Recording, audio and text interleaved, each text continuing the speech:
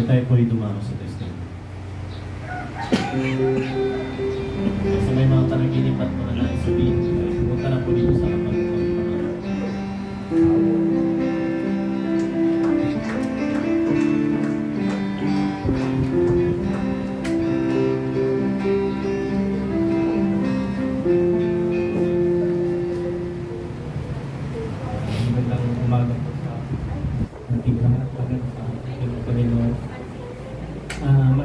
share ko lang po yung konting pangyayari doon. Doon po kasi pusa sila. Doon po kasi pauwi na kami ng hapon nung Sunday. Nagkasalubong po kami galing kasi kami ng doon po sa may nagkayaan po kasi itong mag-ina na pumunta ng beauty. Nung pauwi na po kasi inabot na po kami ng magdidilim na kasi. Nung pauwi na kami, nasalubong namin itong si Brother Peter. So ayun po, nagkakwentuhan ng bote hanggang sa nagkayayaan na doon na kami magpalipas ng sa kanila.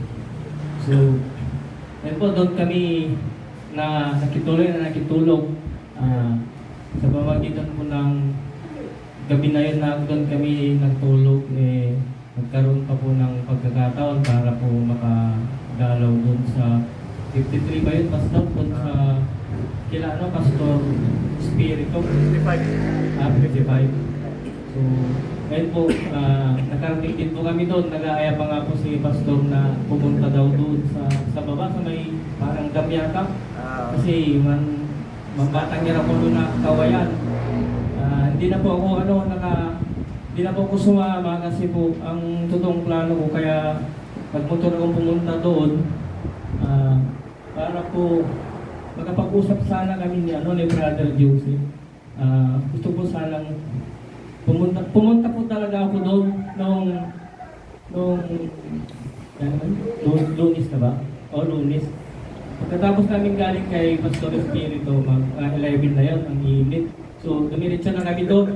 Doon na tayo, magpipilit kasi si Sister Violin na doon naman ang halian, sabi ko. Parang mas magandang makipananghalian doon kay Brother Joseph, sabi ko. Yan po, tumuloy kami doon. Nagtaka po ako, wala palang tao doon. Doon sa bahay ni Mr. Claude. Nakita ko na po yung mansion niya doon. Nagani ba na ayun, habang nagpapahinga, nandun po ako sa may duyan. Sarap palang na doon, pag-duyan. Hanggang sa, ayun, mainit po, naghilamos ako doon. May nag-discover po ako doon sa 3 drum ninyo ron. Hindi ko po alam dahil sa tagal ng pagkira ni Brother Joseph doon kung nalaman niya na yung nag-discover ko sa 3 drum na yun. Ikaw na lang bahala, Brother Joseph, na mag-discover din sa na-discover ko doon sa drum mo. Tungkol din naman po sa tawag dito. Yung pananghalian, nung maghahapon na po kasi mga alauna na, umuwi na kami doon. Dahil walang tao doon, tumuloy na rin po kami doon kay Brother Joseph pagkagaling namin doon sa may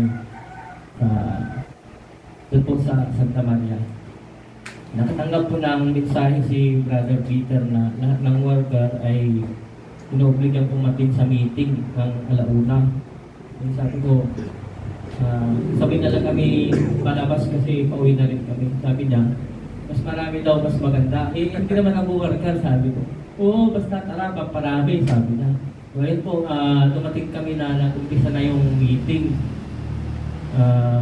Hindi po nakarating yung si Congresswoman dahil ilang araw pa pala, sinabihan na si Barangay Captain doon na pasabihan na lang si Pastor Efren na hindi matutuloy na makapunta si Congresswoman dahil may session sila ng Monday. So, ayun po, ang nangyari, hindi nabisuhan si Pastor Efren, kaya inaasahan talaga yung pagdating ni Congresswoman.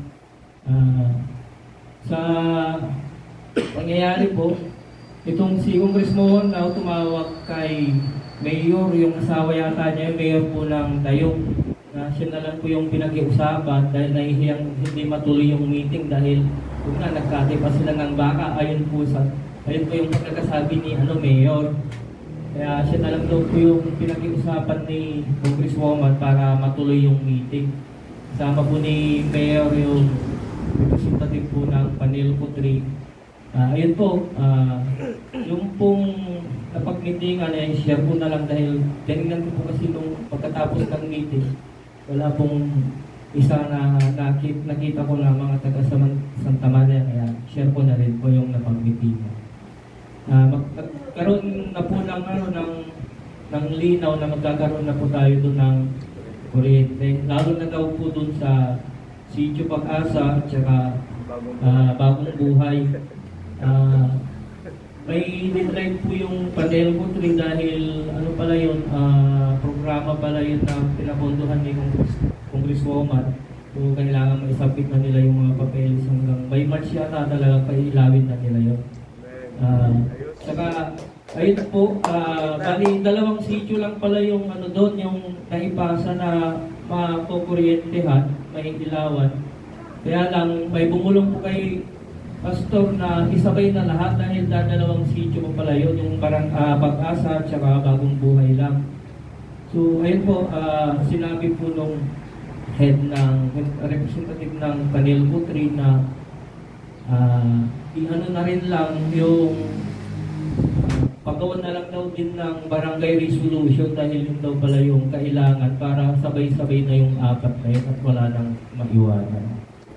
So, ayun po yung tawag ni Pastor, nakakatuwa po dahil yung isang sitio daw na ang tawag niya ay 50-50, nagkaroon na daw ng buhay, sabi niya. So, kaya lang po, medyo maraming nalungkot nung sinabi na ng Panelco yung mga requirements kasi halos mansion yata yung mga bahay daw na nakatayo.